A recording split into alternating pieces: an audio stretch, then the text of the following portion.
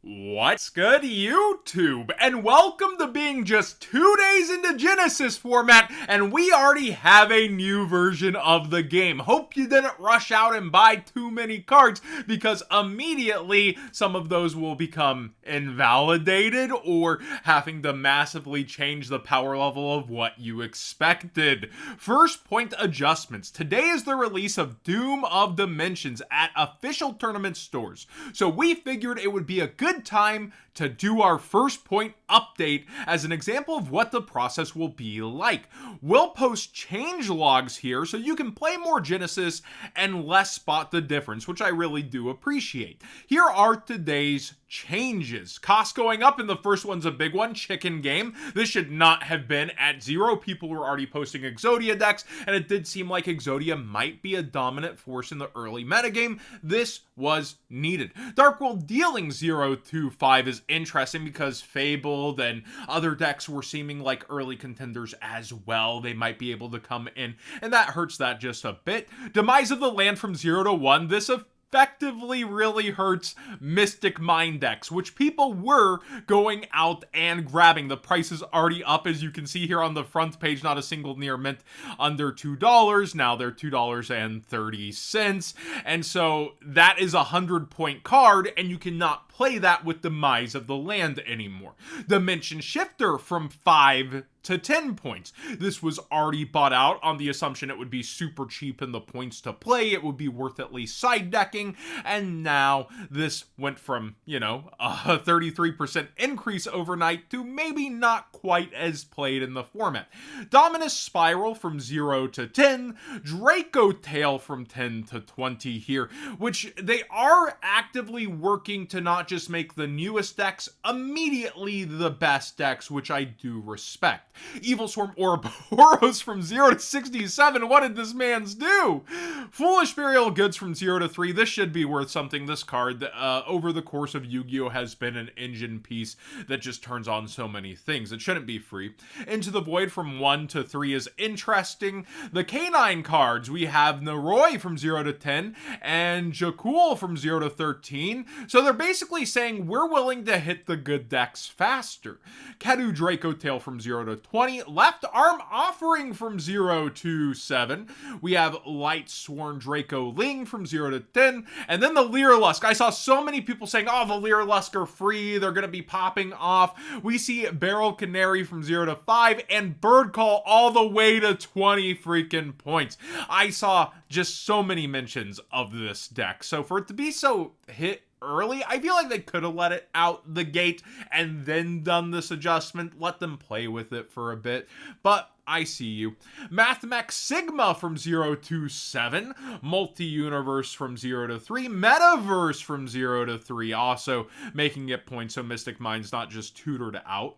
Number 38. Hope Harbinger goes from 10 to 20 points. Dugaris the Timeless from 0 to 10. And this one needed to happen. 67 Paradise Smasher is 67 points. It does feel like they like just upping the number a hair to go for memes within here. 67. F-Zero, I saw mentions that, wow, this is 0 points, and now it is 20. Numbers, Veil is 70. We have Ohime at 33 for Mekanko. Ojama Duo to 2 and Ojama Trio to 3. I guess they're trying to preempt burn decks or locking the opponent down. Planet Pathfinder to 3. Also not able to get Mystic Mind turn 1. Prohibition to 100. What? I guess they want you to be able to play all your new ban cards. Pseudospace to 3. Psyblocker to 61. Sales Band to 100 as well. Yeah, they want you to play with all your new fancy cards. Star Seraph Scepter to 5. Star Seraph Sovereignty to 5. I don't think that needed to happen. Transaction Rollback to 7. So more restrictive on Trap decks. Trapaholic to 7. And Vanquish Soul Holly Sue to 10. I saw some comments. I didn't see this spoiled, actually. I'm going through this list with you for the first time overall besides the opening bit. And I saw people comment that they really don't want people to play back row decks. I think you should still have a cost to your power cards so that, like, if you're trying to do power cards, hand traps, you've got to make some choices and give and take. That's my opinion, though. costs going down, so we also have cards that are cheaper. I did see Jeff post about that. And we have Arahime, the Manifested Mikanko, down to 0. Blackwing Chinook the Snow Blast to 0. Zephyros goes down just 2 points. Block Dragon to 33 points, so you could play 3 of them if you so wanted.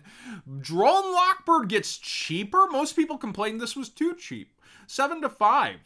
Gladiator Beast, or Gladiator Rejection, my bad. I just put Beast in there in my head, down to 15. Harpy's Feather Duster gets cheaper, down 3 points, and Heavy Storm down 5 points. Okay, so there's the comments on Back Row Hate.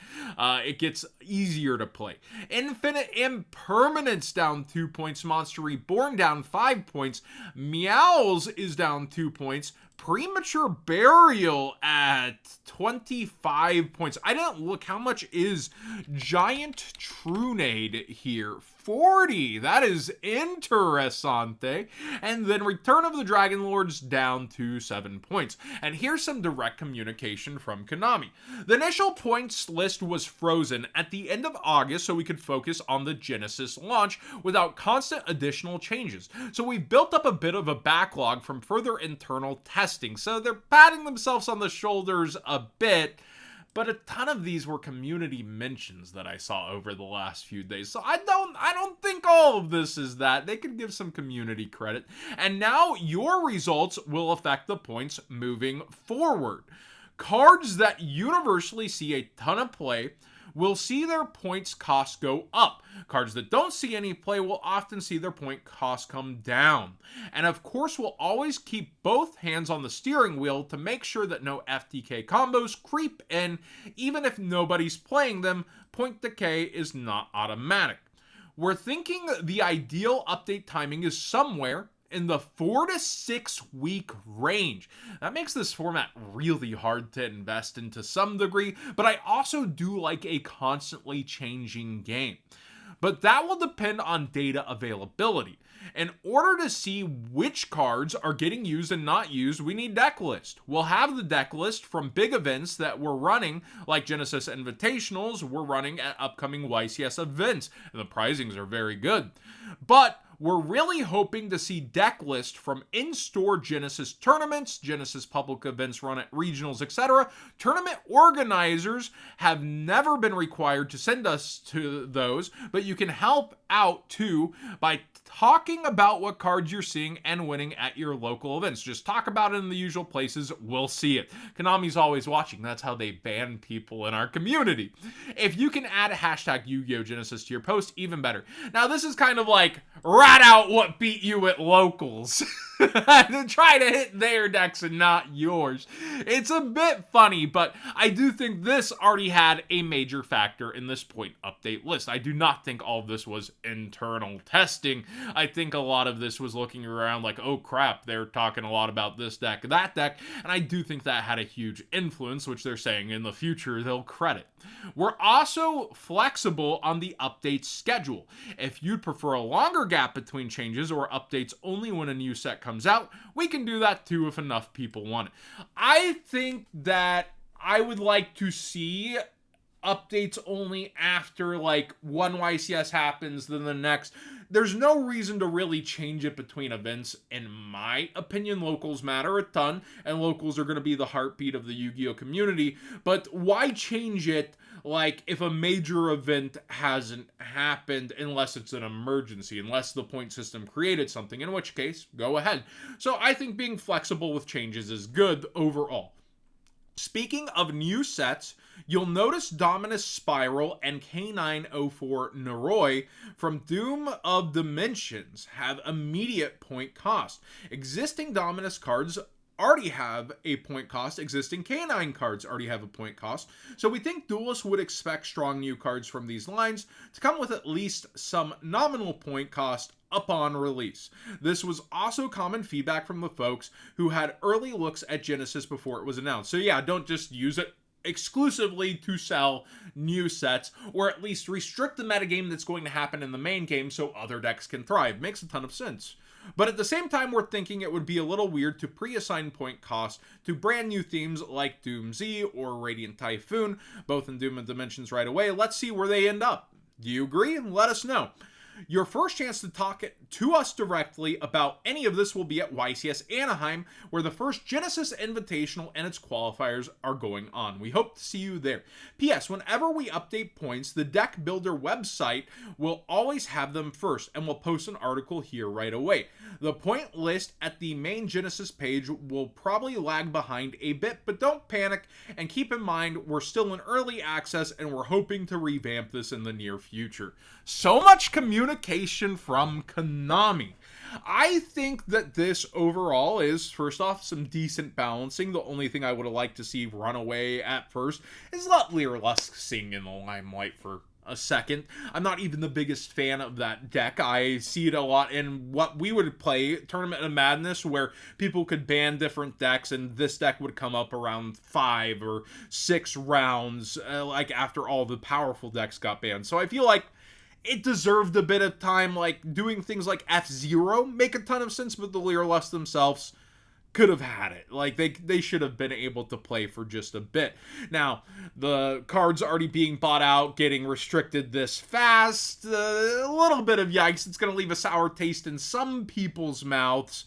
But at the same time, I think a lot of these cards like Chicken Game are still playable at the moment. It'll be a round of hot potato, so I think people will be less heavy-handed and max raritying this unless they're going out to the big tournaments themselves. Like max rarity locals in your deck gets hit in a month and a half. That wouldn't be the best, right? Like, oh, now this is falling off and I have to wait and hope, and it gets restructured at some point, comes back, and it's gonna be interesting to see how that actually goes around people investing into product and cards for a format that does change so quickly. So this range, while I do think is semi-ideal, 4 weeks definitely not, that's too fast. I think a month and a half is okay, especially if there's big problems, and I think light list will also be welcome at times depending on how they get the format down with the current cards. It'll be interesting. This is definitely a shock release early. Again, I don't think they had all of this together. I saw so many prominent members of the community mentioning some of the cards on here. Thanks for watching today's video. I really think this is good for the community. I think this is good for Yu-Gi-Oh! Product, but at the same time, Yu-Gi-Oh! Product itself needs a lot of fixes, and this is the start, like I said, in my opinion, the light at the end of the tunnel where dooming isn't so bad, and like Konami has things they can do to fix the game, but it starts at the root at locals. So they're talking about people playing this at locals. Speed Duel got a tournament pack. It'd be super nice to see something official for tournaments at locals. I hope they have that in the pipelines. I hope they have something specifically made, curated, because they did special promos that were worth a lot for Speed Duels. Those tournament packs. They did these meetup things with shirts and other goodies at locals and exclusive playmats. There's so much they did for Speed Duels, and the max it ever got was a side event. This already has a main event planned. It already has a new term invitationals where they're going to run a bunch of side events that culminate in one huge thing on the day 2. I would love to see them really push local support, and I hope they have that together. And for my final point, them telling you to just rat on decks, it is kind of funny. Thanks for watching, everybody.